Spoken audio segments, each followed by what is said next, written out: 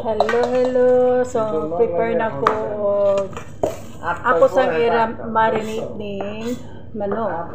So, ibutangan na nako mga lamas na ay laurel nga dahon, na ay paminta na buo, dayon kaning busal o ahos. Siyempre, ibutangan ako og tuyo o vinegar. So, mag-marinate ta karon. Ako ning butangan og sugar. Hindi yun na nato makalimutan ang sugar, no?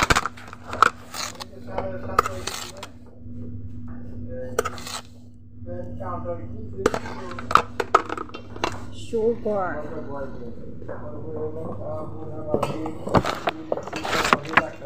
So, ato na ning ibutangin manok.